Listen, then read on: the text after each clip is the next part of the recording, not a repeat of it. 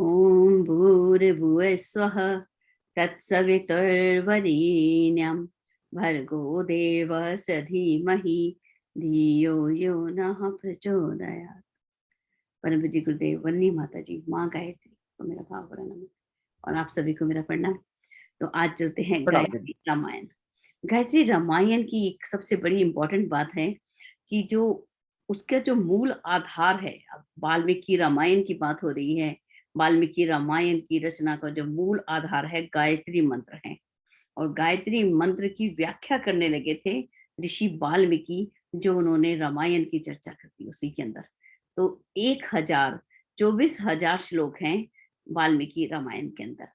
24,000 जो श्लोक हैं उसमें क्या उन्होंने कैसे किया कि एक गायत्री का एक अक्षर लिया, पहला अक्षर तत् तत्सवितुर्वरेण्यम, तो हर एक अक्षर लिया, उसके ऊपर जो है एक उन्होंने संपुट लगाया, एक व्याख्या की, श्लोक दिया। उसके बाद उसकी उसकी का विस्तृत रूप जो है 1,000 श्लोक लिखे। 1,000 के बाद फिर नया अक्षर। तो ऐसे करते करते 24 अक्षर गायत्री के, और उन्होंने 24 श्लोक हम संपुट के रूप में मान सकते हैं। 24 श्लोकों की व्याख्या के रूप में हम गायत्री जो है वाल्मीकि रामायण को समझ सकते हैं। उसका मूल आधार क्या हो गया? गायत्री। हर 24,000 श्लोक, हर एक अक्षर की व्याख्या के बाद 1,000 श्लोक या 1,000 शब्दों के ऊपर एक संपुट, किसी भी रूप से हम इसको समझ सकते हैं। तो ये जो है सिंपल बात तो नहीं हो सकती, जरूर कोई आश्चर्य छिपा हुआ है अंदर। तो इन शब्दों का गुरुदेव लिखते हैं, इसका सब पढ़ना तो संभव नहीं है, 2 दिन में हम इस कक्षा को पूरा करेंगे। 24 अक्षरों में जो है 24 श्लोक हैं, उनको गायत्री रामायण कहा गया। इनके अंदर जो रहस्य छिपा हुआ है, जो मर्म छिपा हुआ है, उसको जो भी व्यक्ति हृदयंगम करेगा वो समस्त वाल्मीकि रामायण के लाभ को प्राप्त कर सकता है। सिर्फ 24 श्लोक पढ़ने से ही पूरा गायत्री रामायण जो है वाल्मीकि रामायण का हम लाभ उठा सकते हैं। तो पहला श्लोक क्या है? पहला श्लोक है, मैं इसकी हिंदी ही पढ़ती हूँ। तपा स्वाध्याय निरतम, तप और स्वाध्याय में निरत तपस्वी वाग विदावरम नारदम परिपच वाल्मीकि मुनि पुंगवम, कि तप और स्वाध्याय करने वाले सर्वप्रधान और मुनियों में श्रेष्ठ नारद जी से तपस्वी वाल्मीकि से पूछा। अब यहाँ पर भी जब प्रारंभ कर रहे हैं तो प्रारंभ में भी नारद जी ही आ गए हैं। तो वाल्मीकि नारद जी से वाल्मीकि पूछते हैं, देखिए उनको क्या नाम दिया। अब तप करने वाले, स्वाध्याय करने वाले देव ऋषि नारद के लिए उन्होंने 2 शब्दों का प्रयोग किया। सबसे पहला सर्वप्रधान और मुनियों में श्रेष्ठ। अब 2 पदवियों से उनको सम्मानित किया। सर्वप्रधान विद्वान बताया सबसे पहले। तो क्या हम देखें कि क्या देव ऋषि नारद ने कोई वेद लिखे, ग्रंथ लिखे, उपनिषद लिखे? तो हमें कहीं दिखेगा कि वो हमें बिल्कुल भी नहीं मिलेगा कहीं भी। देव ऋषि नारद ने तो नहीं लिखा, वो हाँ इधर से उधर जाते थे, सबको ज्ञान गुरु भगवान का संदेश देते थे, लेकिन उनको यहाँ पर विद्वान और मुनियों में श्रेष्ठ कहा। क्योंकि यहाँ पर लिखा गुरुदेव ने कि जो शास्त्र के अर्थ पर, आदेश पर, मर्म पर, महत्व पर गंभीरता से मनन करता है, अपनी आत्मा का अध्ययन करता है, और आत्म मंथन से जो नवनीत निकलता है, मक्खन निकलता है, जो उसको पचाकर आत्मसात कर लेता है, यही स्वाध्याय का तथ्य है। तो यहाँ पर तप और स्वाध्याय करने वाले कौन है? देव ऋषि नारद। तो स्वाध्याय का अर्थ यहाँ पर बताया, किसको कहते हैं स्वाध्याय करना। और उनको तप, तप के लिए क्या बोला कि जिसमें आदर्श के लिए घोर प्रयत्न करने की लगन है, आदर्श के लिए उत्तम कार्य करने के लिए जो प्रयत्न करते रहते हैं, और उस प्रयत्न के लिए बड़ा सा बड़ा कष्ट सहने का भी साहस है, वही तपस्वी है, वही मुनियों में श्रेष्ठ है। देव ऋषि नारद तो पल भर भी चैन नहीं लेते और अपने उद्देश्य की पूर्ति के लिए यहाँ से वहां भ्रमण करते रहते हैं। इसीलिए इस श्लोक में देव ऋषि नारद को माध्यम बनाकर तप और स्वाध्याय की सर्वश्रेष्ठता को वर्णन किया। किसने किया? देव ऋषि वाल्मीकि के तपस्वी वाल्मीकि देव ने बोला, ठीक है। और नाम किसका लिया? देव ऋषि नारद के रूप में। तब स्वाध्याय का अर्थ जो है पहले श्लोक में मिला, गायत्री महाविज्ञान का गायत्री रामायण श्लोक नंबर 1, और पेज नंबर है 175, ठीक है। आगे है दूसरा श्लोक। कहते हैं, यज्ञ नष्ट करने वाले समस्त राक्षसों को रामचंद्र जी ने मारा। ऋषियों ने उनकी इस प्रकार पूजा की जिस प्रकार पहले असुर विजय करने पर इंद्र की हुई थी। अब जो यज्ञ नष्ट करने वाले समस्त राक्षस हैं, उनको किसने मारा? भगवान राम ने मारा। तो ऋषियों ने उनकी किस प्रकार से पूजा की? जिस प्रकार की इंद्र देवता की हुई थी जब उन्होंने असुरों पर विजय की थी। इतनी ज्यादा सम्मान दिया ऋषियों ने। तो यहाँ पर 3 तथ्य जो हैं वो निकल के आते हैं।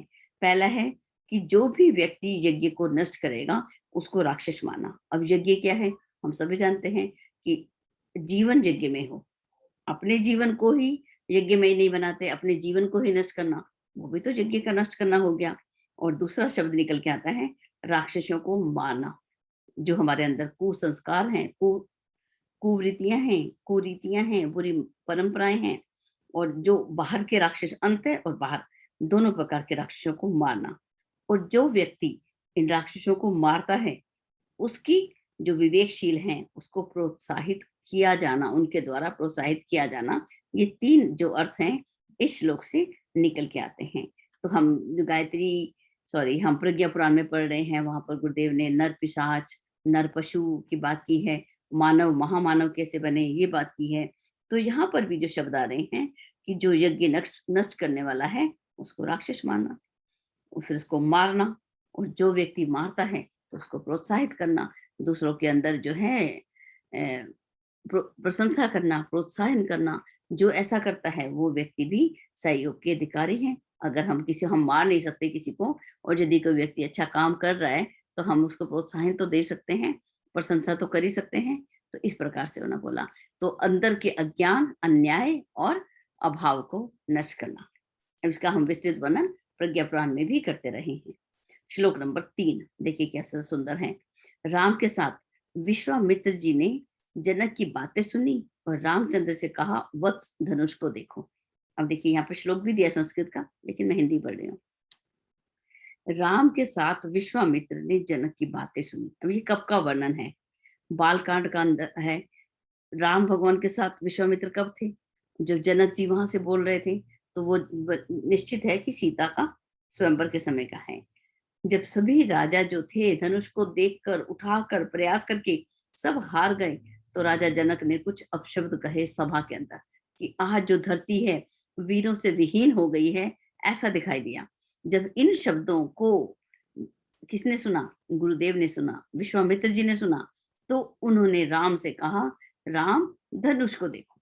सिर्फ इतनी सी बात बोली, जा बेटा तू देख धनुष को। अब राम अपने आप से नहीं उठे, गुरुदेव ने कहा।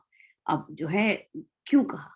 सबसे पहले क्योंकि विश्वामित्र जी को लग रहा था कि कहीं सभी राजा हार गए तो राम भी अंदर से कमजोर ना पड़ जाएं, कि क्या शायद मेरे से भी ना टूटे।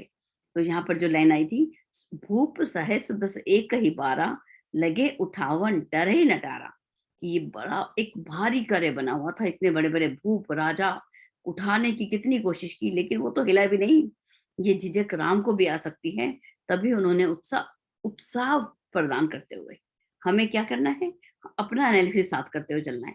हम यहाँ पर अपने आप को विश्वामित्र माने, और जो हमारे साथ अन्य साथी हैं उनको राम माने, कि उठ बेटा शाबाश कर ले, जा। उत्साह प्रदान करें, राम इस धनुष को देखो। अब उन्होंने क्या किया? तो हिम्मते मददा मददे खुदा, क्या बोलते हैं कि जो हम कल्पना कर लेते हैं, डर जाते हैं, तो हमें डरना नहीं है, लेकिन हमें इन कठिनाइयों को घबराना नहीं है, और हल करने के लिए अग्रसर होना चाहिए। यह इस श्लोक का तात्पर्य है। गुरुदेव ने यहाँ बिल्कुल क्लियर करके इन श्लोकों का अर्थ बता दिया। क्यों कहा भगवान विश्वामित्र जी ने भगवान राम से? इसलिए कहा कि कहीं ये बच्चा मेरा डर ना जाए। तो हम भी अपने बच्चों को बिल्कुल, जब भी ऐसे बड़े बड़े कॉम्पिटिशन्स के बिना, तो अभी जो आगे के कॉम्पिटिशन होने वाले हैं आने वाले समय में, वो तो और भी कठिन होंगे। क्योंकि अभी तो 10वीं भी ऐसे पास हो रही है, 12th में भी कोई वो नहीं देखा जा रहा। लेकिन विदाउट कंपटीशन तो लाइफ चलेगी नहीं। कंपटीशन तो देने होंगे। उस समय हमें बच्चों को उत्साह देना है, घबराना नहीं है। आगे चलते हैं श्लोक नंबर 4 में। बहुत ही खूबसूरत। राजा के सेनागार तक सुमंत चले गए, वहां उनके वंश की प्रशंसा की। कब का दृष्टांत है? जब वन गमन हो चुका है, भगवान राम वन को जा चुके हैं, और दशरथ जो है बिल्कुल बुरी हालत में माता कैकेयी के उसमें है, महल के अंदर। और उस समय जो सुमंत है उनके महल तक चले गए, शयनागार तक। हम किसी राजा के बेडरूम तक जाना, कौन व्यक्ति जा सकता है? किसी को मिलने की जो मेन एंट्रेंस होती है वहां तक नहीं अंदर आने देते। और सुमंत के पास ऐसी शक्ति है कि वो राजा के शयनागार तक चले गए, बेडरूम तक चले गए और उनके वंश की प्रशंसा की। तो गुरुदेव लिखते हैं, प्रशंसा एक ऐसा उपाय है जिसके द्वारा उस स्थान तक आसानी से पहुंचा जा सकता है जहां तक हम पहुंच नहीं सकते। तो जो है सब प्रशंसा, प्रशंसा के लिए मुझे दो चीजें मुझे लगती हैं। सबसे पहले तो यहाँ एक लाइन पढ़ लेते हैं कि गुरुदेव यहाँ पे लिखा कि प्रशंसा जो है सफेद वस्त्र है। सफेद, अगर आप किसी को सफेद वस्त्र पहना दो कि जाओ, बिल्कुल व्हाइट धुले हुए कपड़े, रेन की चमकार, ठीक है, इस तरह से बच्चों किसी को कपड़े पहना दो और जब तो व्यक्ति कितना संभाल के चलेगा कि मेरे कपड़े न गंदे हो जाएं, कहीं भी कीचड़ होगा तो अपने कपड़ों को ऊपर कर लेगा, गंदा नहीं होने देगा। तो जब हम किसी की प्रशंसा करते हैं तो इसका मतलब हम उसको सफेद वस्त्र पहना देते हैं। उसके बाद हम किसी की प्रशंसा करें तो कितना प्रसन्न हो जाता है और आगे से ध्यान से काम करता है कि ऐसा नहीं हो कि अब मेरी प्रशंसा से मुझे इंपॉर्टेंस मेरी जो है मुझे ना मिले। दूसरा, हमें अपनी प्रशंसा पर भी जब भी कोई हमारी प्रशंसा करे तो हमको उसको नोट डाउन कर लेना चाहिए, लिख लेना चाहिए कि उन्होंने ये कहा था, उन्होंने ये कहा था। तो अपनी प्रशंसा पर भी मुझे ऐसा लगता है कि उस पर भी हमें ध्यान करना है और दूसरों को भी हमने सफेद वस्त्र पहनाने हैं। बहुत ही खूबसूरत गायत्री महाविज्ञान में हम पढ़ रहे हैं आज। बिल्कुल, बिल्कुल, अमृत की वर्षा हो रही है, सफेद वस्त्र अमृत है दीदी। श्लोक नंबर 5 की ओर चलते हैं। श्लोक नंबर 5 में देखिए बहुत ही खूबसूरत श्लोक है। उस समय की बात है कि वनवास के दिनों को गिनकर, अब पिता ने वनवास के दिनों को गिनकर पति के साथ जाने वाली सीता को ससुर ने वस्त्र आभूषण दिए। अब देखिए ससुर अपनी बहू को देख रहे हैं और वनवास के दिनों को गिन रहे हैं, 14 साल इतने दिन हो जाएंगे, और ससुर ने उसको वस्त्र और आभूषण दिए। हमारे देश की एक परंपरा रही, जब बेटी का विवाह होता है तो उसको वस्त्र आभूषण जरूरी सामान लेके दिया जाता है। बहू आती है उसको भी वस्त्र आभूषण देते हैं कि उसके जीवन में उसके सहायक होंगे। वही आगे जो दहेज परंपरा थी उसने विकृत रूप ले लिया, लेकिन बहुत सुंदर स्वरूप भी है। अपने बच्चे जब नया घर बनाते हैं तो उनको हम उनको उनकी तकलीफों का हम ध्यान में रखते हैं। तो ये इतनी सुंदर परंपरा थी और कितना विकृत रूप ले लिया। एक और इसमें बात आती है कि भविष्य में आने वाली कठिनाइयों को हम गहने क्यों पहनते हैं? गहने क्यों पहनते हैं? क्योंकि आने वाले समय की कभी भी समय जो है, कभी किसी बच्चे की फीस आ गई, घर में कोई बीमारी आ गई या कोई ऐसी प्रॉब्लम आ गई, वो गहने हमारे पास धन के रूप में सुरक्षित होता है। वो धन हमारे पास है। जब मेरी बेटी अमेरिका आई थी पहली बार, तो मैंने उसको बाकायदा अच्छे छोटे-छोटे डायमंड के टॉप्स बना के दिए थे। बोली मम्मी बहुत महँगे हैं, मैं नहीं लेके जाऊँगी। बेटा ये तो आपातकाल के लिए हैं। अपने कानों में रखना, इधर-उधर कहीं छोड़ मत देना, अपने पास रखना। तो ये है, ये इसीलिए सीता को ससुर ने वस्त्र और आभूषण दिए। अब गुरुदेव यहाँ पे लिखते हैं, बुद्धिमान मनुष्य भविष्य की चिंता करते हैं, आने वाले समय के लिए सावधान रहते हैं। आगे चलते हैं श्लोक नंबर 6 की ओर। बहुत ही खूबसूरत, आप बोलेंगे हर श्लोक के साथ बोल रहे हैं। राजा सत्य है, धर्म है, कुलवानों का कुल है, माता पिता के समान है और मनुष्यों का हितकारी है। राजा कौन है? सत्य है, ईश्वर सत्य है। हम उस ईश्वर को ही, वो ही एक शासक है और हम उसके शासन में रहते हैं। हम उसके सहयोगी बनकर धरती में आए हैं। मनुष्य को ईश्वर ने सहयोगी बना के भेजा है। राजा है कौन?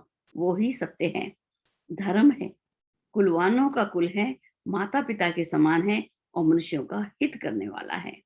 तो इसीलिए यहाँ पर गुरुदेव ने लिखा, एक ही लाइन पढ़ती हूँ, कि प्रत्येक सभ्य नागरिक का कर्तव्य है कि समाज के हित के लिए जो भी हमारा राज्य, हमारा नियम जो भी हमारे बनाए जाते हैं, उनका सम्मान कैसे करना है? जैसे हम धर्म की आज्ञाओं का सम्मान करते हैं। अपने देश में जो भी अनुशासन बनते हैं, उनको अनुबंध, अपने अनुबंध सेल्फ डिसिप्लिन के रूप में उसको हमने आदर करना है, उसका पालन करना है। राज्य भक्ति का अर्थ क्या है? देश भक्ति, समाज की भक्ति। यह जो श्लोक है, देश की भक्ति और राज्य की भक्ति, समाज की भक्ति के उपदेश देता है, उसकी प्रेरणा देता है। श्लोक नंबर 6, श्लोक नंबर 7। भरत ने उसी क्षण जटाधारी राम को उस कुटीर में बैठा देखा। अब किस समय का समय आ गया? अब भरत मिलाप का समय आ गया। भरत वहां पे गए और जहाँ पे जाकर उन्होंने कुटिया में राम को देखा। उनके अंदर कैसे कैसे भाव आए होंगे कि मेरा भाई, भाई के रूप में देखा, तो तो मेरा भाई जो कि राजमहलों में होना चाहिए था, आज इस कुटिया में है। दूसरा, यदि उसको ईश्वर के रूप में देखा कि ईश्वर का ऐश्वर्य तो कहाँ, वो तो वैभवशाली है, उस ईश्वर को किस प्रकार की कमी है, लेकिन उसको कहाँ देखा, उस कुटिया के अंदर देखा। तो गुरुदेव लिखते हैं कि यदि ईश्वर के सतोगुणी स्वरूप का, उस ब्रह्म का जटाधारी त्याग मूर्ति राम का यदि दर्शन करना है, तो वो कहाँ मिलेगा, अपने अंतः की कुटीर में ही मिलेगा, वो कुटिया में ही मिलेगा, जो जन सेवा के रूप में हम, चाहे हम स्लम एजुकेशन के रूप में देखते हैं, दरिद्र नारायण के रूप में देखते हैं, तो उसके रूप में ईश्वर कहाँ मिलेगा, दूसरों की सेवा मिलेगा। अंतिम 3 लाइन इसके अंदर लिखते हैं गुरुदेव, विवेकवान व्यक्ति अपने दृष्टिकोण को कैसा बनाए, भरत सा, अपने अंतःकरण को सरलता में कुटिया सा बना ले, तो वहां पर किसके दर्शन होंगे, जटाधारी राम के दर्शन जरूर होंगे। मुकुटधारी राम तो कहीं भी दिख जाएंगे, लेकिन जटाधारी राम अंतः की कुटिया में मिलेंगे, जब हम अपने अंतःकरण को सरलतम बना लेंगे। बहुत ही सुंदर। श्लोक नंबर 8, श्लोक नंबर 8 में है, हे महामती, यदि तुमको अगस्त्य के दर्शन की इच्छा है तो आज ही जाने की सोचो। अगस्त्य किसे कहते हैं, ऋषि अगस्त्य के नाम से हम जानते हैं, जिन्होंने आदित्य हृदय स्त्रोत भी उनको दिया था भगवान राम को। तो गुरुदेव लिखते हैं, अगस्त्य कहते हैं कल्याण को। जो भी व्यक्ति कल्याण के दर्शन करना चाहता है, आत्म साक्षात्कार करना चाहता है, किसी भी प्रकार की मानसिक भौतिक सफलता चाहता है, तो उसे आज से ही प्रयत्न प्रारंभ करना चाहिए। कल के लिए टालते रहने से कोई काम जो है वो पूर्ण नहीं हो सकता। आज का समय जो है बड़ा ही मूल्यवान है, जो आज चला गया तो वो वापस कभी नहीं आएगा। ये इस श्लोक का आशय। श्लोक नंबर 9, भरत को, आपको और मेरी सासों को यह दिव्य मृग रूपी खिलौना विस्मित करेगा। ये जो मृग वहां पे घूमता हुआ दिखाई दिया माता सीता को, तो उसके ऊपर सॉरी, यदि वह जीवित ना पकड़ा जाए तो भी इसका चर्म बड़ा ही सुंदर होगा। देखिए कितना खूबसूरत श्लोक है। अब ये किस समय का है, अब सीता हरण के समय पर पहुंच चुके हैं। उससे पहले जो मृग है वो सोने का बन के, मारीच जो है मृग बना हुआ वहां पर घूम रहा है। भगवान राम यहाँ जानते हैं, भगवान राम मारीच को तब से जानते हैं जब ताड़का का वध हुआ था। उस समय उन्होंने मारीच को बिना फर का वाण मारा था और कहाँ पहुंचाया था, समुद्र के पार, रावण के पास पहुंचा दिया था उसको, इतनी दूर से। वो मारीच आज रूप बदल के जब वहां पे घूम के आया, तो वहां पे माता कहती हैं कि मुझे ये खिलौना जो है बहुत ही खूबसूरत है। अब अंतिम समय भी आ गया, अब वापस जाने का समय आने लग गया, अयोध्या जाना है 1 साल के बाद, तो मैं सामान इकट्ठा करना शुरू कर देते हैं कि मुझे वहां जाना है, सबके लिए लेके जाऊंगी।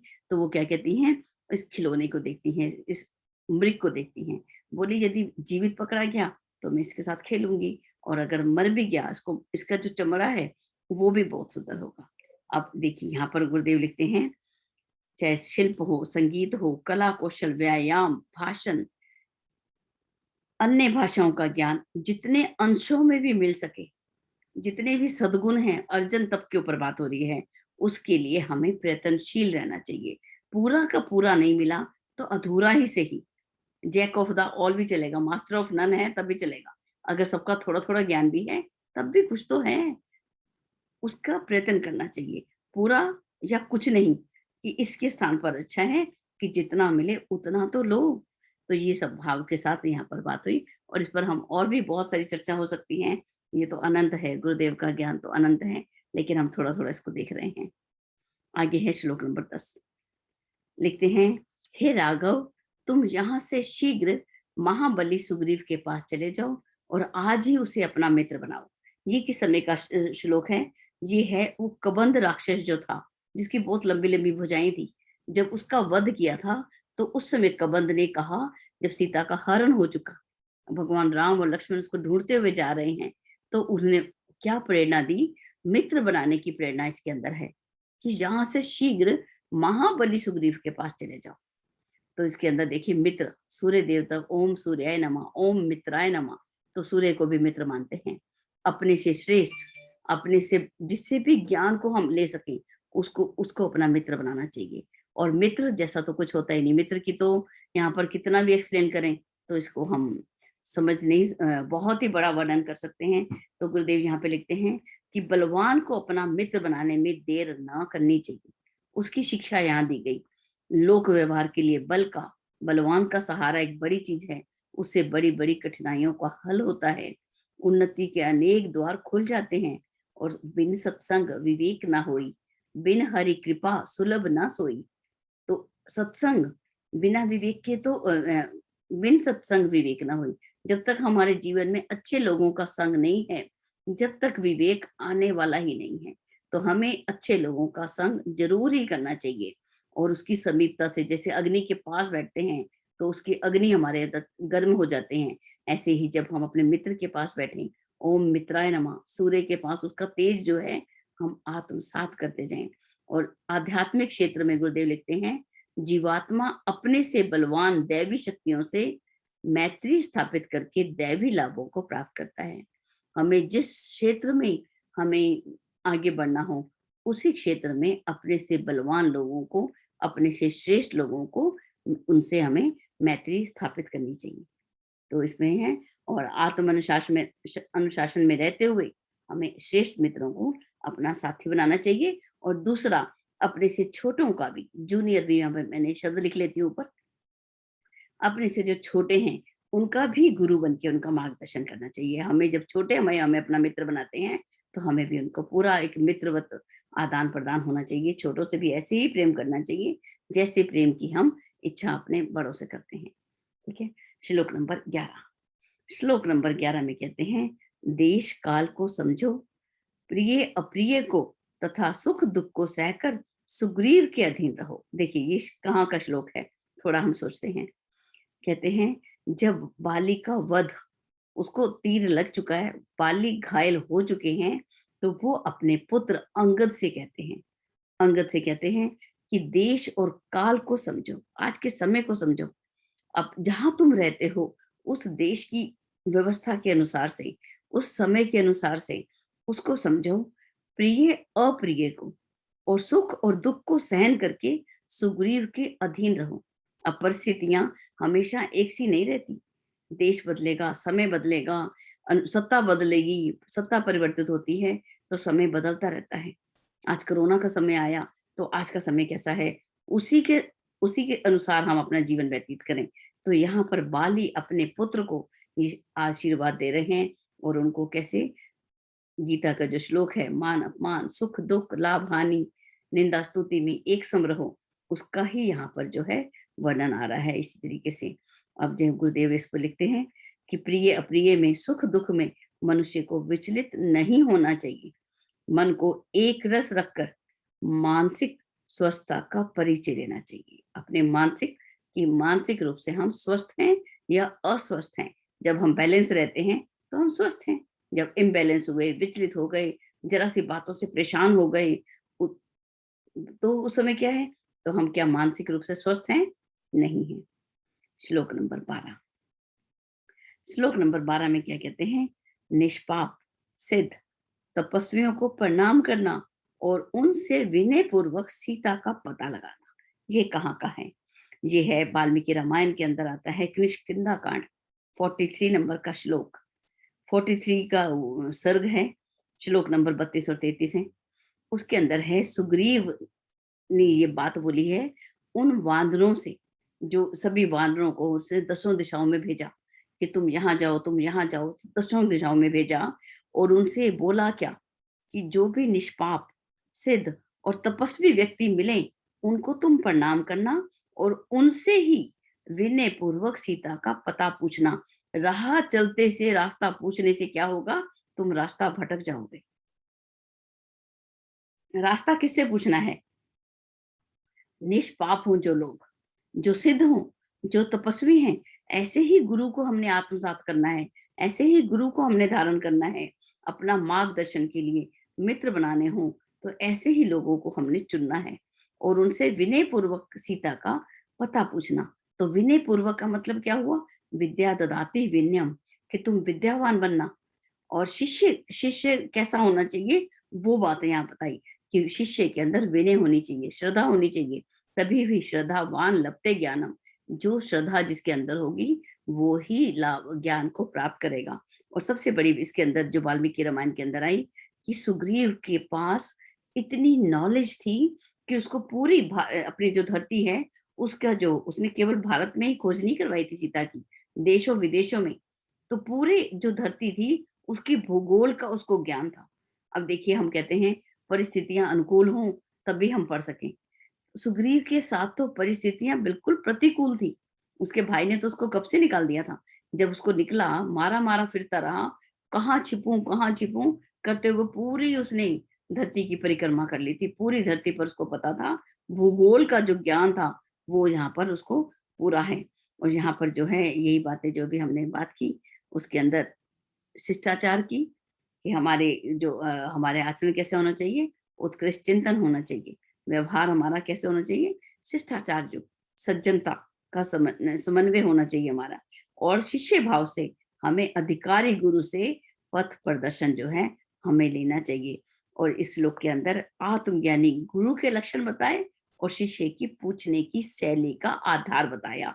इस तरीके से यहाँ पर क्या बताया, गायत्री रामायण महाविज्ञान का दूसरा पार्ट, उसके अंदर जो है पेज नंबर 179 के ऊपर हम ये बात कर रहे हैं, श्लोक नंबर 12 में। चलते हैं श्लोक नंबर 13 में। कहते हैं कपि श्रेष्ठ महातेजस्वी हनुमान ने पराक्रम से काम रूपिणी लंका को जीता। अब देखिए, अब यहाँ पे किसकी बात हो रही है। अब हनुमान जी कहाँ पहुंच गए हैं, लंका में। कपिश्रेष्ठ महातेजस्वी हनुमान ने अपने पराक्रम से काम रूपिणी लंका को जीता। अब गुरुदेव लिखते हैं कि काम वासना रूपी लंका देखने में तो बड़ी लुभावनी, सोने के समान, नयनों को सुख देने वाली मालूम होती है, जिसे जीतना तो बड़ा कठिन होता है। और इस काम वासना रूपी लंका में कौन निवास करते हैं, असुर। असुर कुल जो है वो आनंद पूर्वक जो है निवास करता है। सब असुर आंतरिक शत्रु तब तक सुरक्षित हैं जब तक उनकी काम वासना रूपी लंका का दुर्ग सुरक्षित है। अब असुर कब तक सुरक्षित है हमारे शरीर के अंदर, जब तक कि हमारे अंदर काम वासना है। जब उसकी काम वासना रूपी लंका का दुर्ग ही ढह जाएगा तो वो तो आंतरिक शत्रु जो है वो तो दूर हो जाएंगे। इस रहस्य को समझाते हुए हनुमान जी ने इस लंका को जीतना आवश्यक समझा। और किस प्रकार जीता, अपने पराक्रम से। अब हम किसका पाठ पढ़ रहे हैं, प्रज्ञा पुराण में। सौजन्य और पराक्रम हमें कैसा होना चाहिए, पराक्रमी होना चाहिए। ब्रह्मचर्य से, शील और सदाचार से और संयम से उस काम वासना रूपी लंका को जीता। असुरता को परास्त करना है तो किसको जीतना है, काम वासना को जीतना आवश्यक है। और यह विजय किस प्रकार से संभव है, ब्रह्मचर्य द्वारा ही संभव है। हनुमान जी की भांति हम सबको वासना रूपी लंका जीतने का प्रयत्न करना चाहिए। हम किस प्रकार से करेंगे, अब यहाँ पर है मिस यूज जो है हमारे शरीर का, हमारी इंद्रियों का, उसको हमें दूर करना है। गुड यूज हमने प्रारंभ करना है। बंद मुद्रा प्राणायाम, कुंभक प्राणायाम, इसके अंदर हम अपने आप को स्थिर करना है। बंद लगाना, मुद्रा लगाना, प्राणायाम करना। किस प्रकार से हम जीतेंगे, किस प्रकार से हमारा जो प्राण है वो ऊर्ध्वगामी होगा। अब प्राण ऊर्ध्वगामी किस प्रकार से होता है, जैसा हमारा चिंतन है। आप निमन चिंतन करके देख लेना। आप सोचना शुरू करो कि मैंने तो उसको, किसी को परेशान करने की बातें सोचना, वही तो नीचे स्तर का चिंतन है। तो आप देखेंगे कि आपका जो प्राण है वो कमजोर होता जा रहा है, वो आपको भी कमजोर करता जा रहा है। और जब आप किसी का भला करने के लिए दूसरों का गिरे को उठाने का प्रयास करेंगे, ऐसा चिंतन करेंगे, तो प्राण जो है वो ऊर्ध्वगामी होता चला जाएगा। तो हमारा प्राण जो है हमारे मन के विचारों के अनुसार चलता है। जब भी हमें, और प्राणायाम जो है प्राणों का आयाम, प्राणों को अपने अंदर धारण करना, तो उससे हमारे प्राणों की शक्ति बढ़ती है, जीवट हमारे शरीर के अंदर आता है। उसके अंदर गुरुदेव ने लिखा वज्रोली मुद्रा और सूर्य भेदन प्राणायाम, ये दो बातें जो हैं ये हमारे जो है प्राण को कंट्रोल में कर लेती हैं। हमारा जो काम वासना है वो अधोगमी ना होके ऊर्ध्वगामी हो जाती है। इस प्रकार से हम लंका को जीत सकते हैं। और विपरीत करनी मुद्रा, विपरीत करनी मुद्रा किसको बोलते हैं? शीर्षासन। यथासंभव 1 सेकंड, 2 सेकंड, 3 सेकंड धीरे धीरे हम करेंगे तो वो होने लग जाएगा। तो करते करते करते हमने 4 मिनट, 3 मिनट, 2 मिनट, कितना भी हम इसको ले सकें, तो इस प्रकार से हम अपने वीर्य को जो है ऊर्ध्वगामी कर सकते हैं, इस काम रूपी लंका को जीत सकते हैं। तो इस प्रकार से यहाँ पर आज हमने 13 श्लोक। एक और ले लेते हैं। धन्य देवा स गंधर्वा, ये श्लोक है, किसका है? बहुत ही अच्छा है। देवता, गंधर्व, सिद्ध और ऋषि गण धन्य हैं जो मेरे राजीव लोचन वीर राम को देखते हैं। अब देखिए माता सीता कहाँ पर हैं?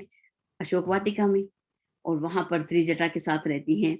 तो देखिए सबसे बड़ी बात तो हम भी देखें, मुझे तो माता सीता का जो व्यवहार है बहुत ही प्रेरणादायी लगता है कि वो राक्षसियों के बीच में है, इतने सारे राक्षस उनके आसपास हैं, तब भी वो वहां पर उनको माता के रूप में, माता त्रिजटा उनको मिल जाती हैं। त्रिजटा उसको अपनी पुत्री मान लेती हैं और कितने प्रेमवत उनको अपने साथ रखती हैं। तो यहाँ पर वो माँ सीता कह रही हैं कि जो देव हैं, गंधर्व हैं, सिद्ध हैं और ऋषिगण, वो सब धन्य हैं जो मेरे राजीव लोचन भगवान राम को देखते हैं। हमारा जो जीवन है वो धन्य है। तो हम किसको देखते हैं? आत्मा वारे ज्ञातव्य श्रोतव्य मंतव्य। तो ये किसमें लिखा था? वृद्ध अरण्यक उपनिषद में याज्ञवल्क्य ऋषि ने लिखा, मैत्रेय को बता रहे थे कि आत्मा को वही जानने की वस्तु है, सुनने की वस्तु है, मनन करने की वस्तु है, उसी का ही हमने ध्यान करना है। वे लोग धन्य हैं जो परमात्मा को देखते हैं। परमात्मा तो सबके पास है, सबके भीतर है, चारों ओर है, 1 इंच भूमि भी उसके बिना नहीं है। लेकिन फिर भी जो व्यक्ति माया में ग्रस्त है वो उसको नहीं देख सकता। वो ना जाने परमात्मा मुझसे कितनी दूर है, उसे प्राप्त करना कितना कठिन है। हम इधर उधर भटकते रहते हैं कि हम ईश्वर को प्राप्त करना है, हम तो जा रहे हैं वहां पे ईश्वर को पाने के लिए। लेकिन गुरुदेव लिखते हैं कि जिनके दिव्य नेत्र खुल गए हैं, उनको भीतर बाहर चारों ओर जर्रे जर्रे में परमात्मा के दर्शन होते रहते हैं। इस दिव्य झांकी से उनका अंतःकरण जो है तृप्त हो जाता है। और जो भी व्यक्ति इस काम में लगे हैं, दिव्य दर्शी व्यक्तियों को ही गुरुदेव यहाँ पर देव, गंधर्व, सिद्ध और ऋषि की पदवी देते हुए इस श्लोक में उनकी सराहना करते हैं और उनको धन्य कहते हैं। धन्यो अहम, धन्यो अहम। हमने अवधूत उपनिषद के अंदर पढ़ा था, मैं धन्य हूँ। शास्त्र को धन्य, गुरु को धन्य, शिष्य को धन्य ही धन्य कहा था, ओहो धन्य। तो कितना खूबसूरत एक एक श्लोक जो है वो बहुत ही अच्छा। और देखिए यहाँ पर सीता माता की जब हम बात कर रहे थे, जो सीता एक मृग को देखकर भगवान राम से विनय करने लगी, मुझे तो ये सोने का हिरण ला के दो। लेकिन रावण की लंका में रहते हुए भी इतनी बड़ी लंका जो सोने की लंका बताई जाती है, जरा भी विचलित नहीं हुई, अपने धर्म पर अड़ी रही। और उसने अपने एक उदाहरण प्रस्तुत किया कि एक छोटी सी एक, जब हम देखते हैं कि सीता जब वो हिरण के लिए मचलती है तो उसको एक बाल्य रूप दिखाई देता है कि मुझे तो वो हिरण ला के दो। और जब वो रावण के उसमें, रावण भी जब उसके पास आता है तो तिनके की ओट लेकर उससे बात करती है, उसे डायरेक्ट बात भी नहीं करती उससे, और किस प्रकार से अपने आप को अविचलित रखती है। और कितना सुंदर उदाहरण हमें दिखाता है और हम सबको प्रेरणा देता है कि हम अपने धर्म का किस प्रकार से पालन करें। और धर्म की व्याख्या करते हुए गुरुदेव ने लिखा, जिस व्यक्ति के पास सत्य है और विवेक है वो ही धार्मिक है। जो संयम से रहता है, कर्तव्य का पालन करता है। यहाँ पर देखिए सीता संयम से रही, कर्तव्य का पालन किया, तो हम आज उसका नाम से हम उनके बारे में चर्चा कर रहे हैं। तो आगे जो है उन्होंने बताया गुरुदेव ने, किसका है तीसरा? अनुशासन और अनुबंध। अनुशासन किसे कहते हैं? हम निश्चित समय पर स्कूल पहुंचे, ठीक है, निश्चित समय पर स्कूल की छुट्टी हुई तो सीधा सीधा घर आए। हम समय पर काम पे पहुंचे और काम से सीधा अपने जो है अपने घर पर भी सही काम समय पे आ गए, घर वालों को भी इंतजार नहीं कराना, उसको हम, एक अनुशासन है। समय पर काम पहुंच जाना अनुशासन है, समय पर घर आना अनुबंध है। एक डिसिप्लिन है और एक सेल्फ डिसिप्लिन है। रात को समय पे सोना सेल्फ डिसिप्लिन है, सुबह समय पे जगना सेल्फ डिसिप्लिन है, समय पे काम पहुंचना वो एक डिसिप्लिन के अंतर्गत आता है, अनुशासन के अंदर। सौजन्य, सज्जन हो लेकिन पराक्रमी हो, अगर आप सज्जन हैं और आप अनीति का प्रतिकार ही नहीं करते, अनीति का वो सह नहीं करते जा रहे हैं, तो आप पराक्रमी नहीं हो सकते। तो पराक्रम के लिए हमें कैसा होना चाहिए? हनुमान जी का उदाहरण हमने देखा। आगे है सौजन्य और पराक्रम के बाद भी उन्होंने बोली सहकार और परमार्थ। हम मिलजुल कर काम कर रहे हैं, मिलजुल कर हमारे अंदर ये प्रेरणा आती है कि हम काम करें, तो वो प्रेरणा किस में परिवर्तित होनी चाहिए? परमार्थ में। हम जब भी मिलजुल कर कोई भी काम करते हैं तो उसका उद्देश्य क्या होना चाहिए? परमार्थ। रतन टाटा की तरह हमने उदाहरण पढ़ा था कि उन्होंने एक छोटा सा बिजनेस लगा के अपना उद्योग नहीं लगाया, उन्होंने पूरे भारत के कल्याण के लिए उन्होंने उद्योग लगाए। सबको रोजगार देने की जो भावना हमारे अंदर है, परमार्थ की जो भावना हमारे अंदर आएगी, तब हम धार्मिक कहलाते हैं। तो बहुत ही खूबसूरत रूप से आज हमने गायत्री महाविज्ञान भाग 2 में गायत्री रामायण के पहले 13 श्लोक हमने पढ़े, 14 श्लोक, सॉरी 14 श्लोक हमने पढ़े, और कल के आगे जो 10 श्लोक हैं उस पर हम आगे कल फिर वर्णन करेंगे। आप सभी का बहुत बहुत धन्यवाद। और हम इसको हम पढ़ें, यूट्यूब पर हम उसको लाइक करें, शेयर करें, सब्सक्राइब करें और आत्मसात करें, और पढ़ने की प्रेरणा हम स्वयं भी पाएं, दूसरों को भी दें। जय गुरुदेव।